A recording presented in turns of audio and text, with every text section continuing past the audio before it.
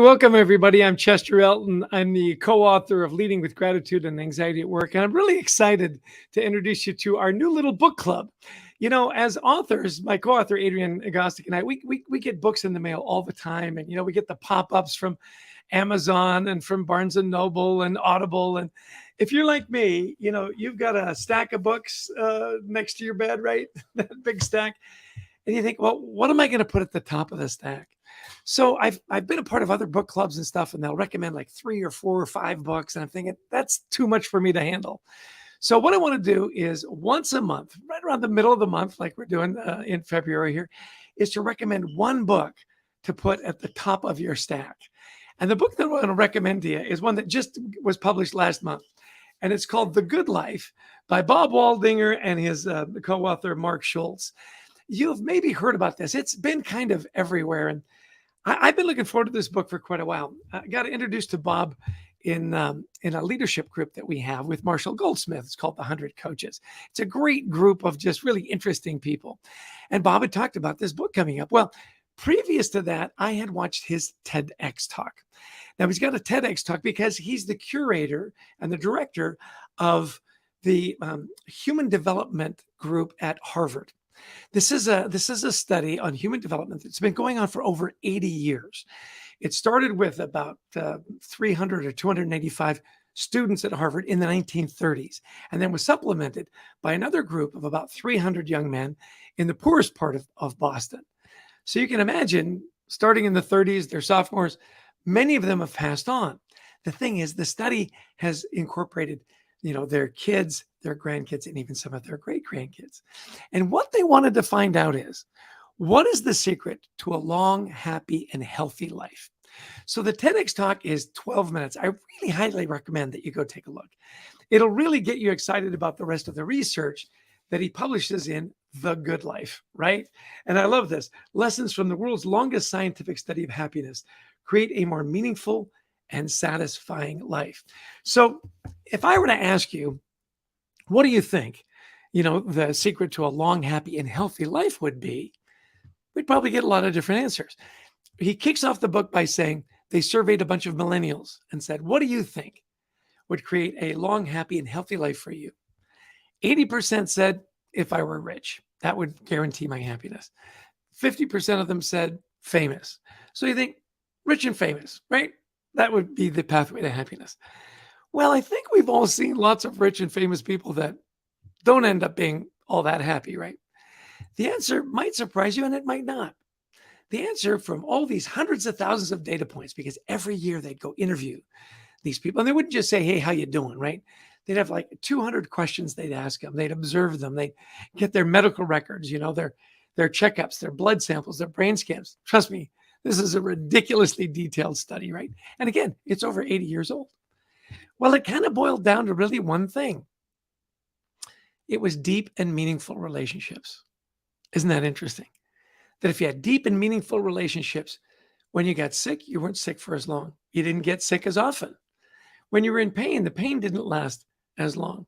Bob jokes, he says, good genes? Yeah. Like I've got good metabolism. I'm not overweight, being fit, walking 10,000 steps a day, whatever.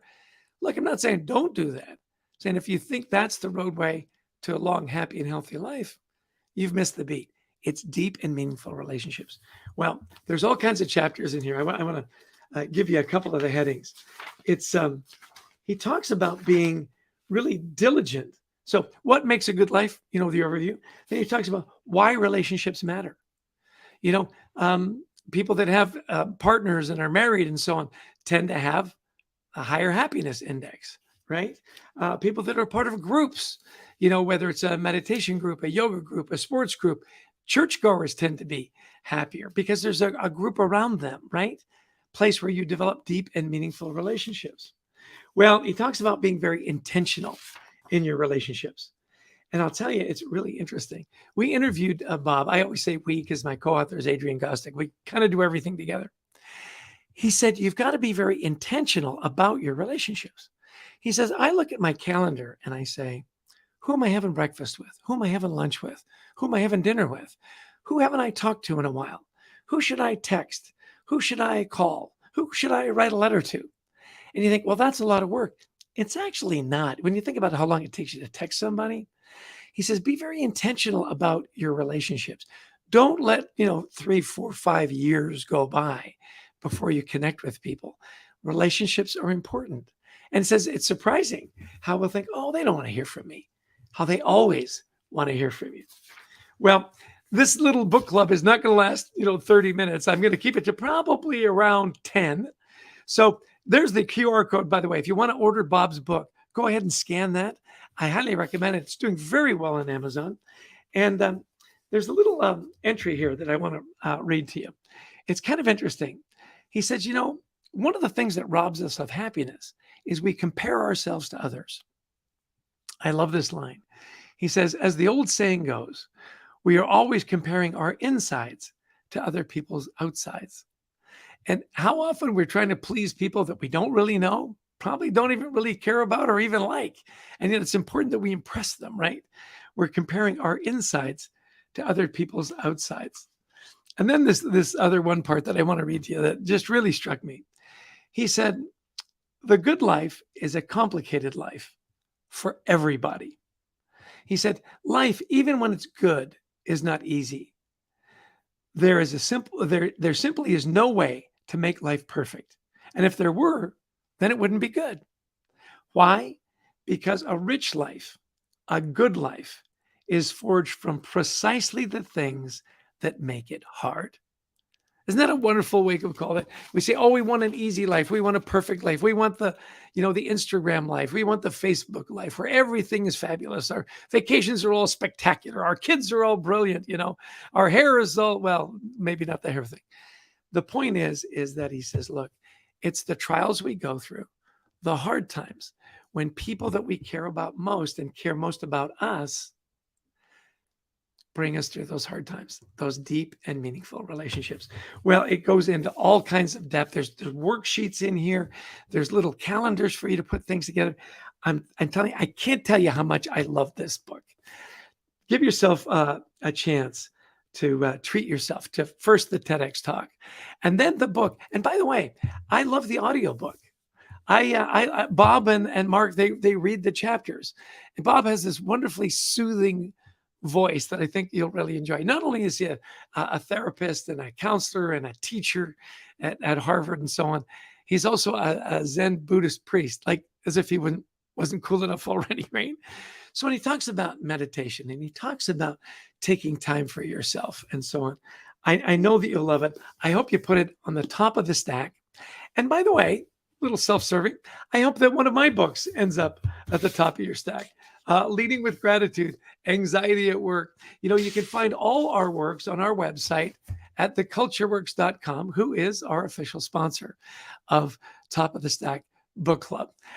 Thank you, all of you that have joined us and have joined us from all over. Hello to Mohammed who chimed in. We get people that tune in from all over the world. I hope that you'll treat yourself at least once a month to a really good book and put it on the top of the stack. Get the audiobook, get the I love hardcover because I like to mark it up. And if you put this one at the top of the stack, trust me, you will not be disappointed.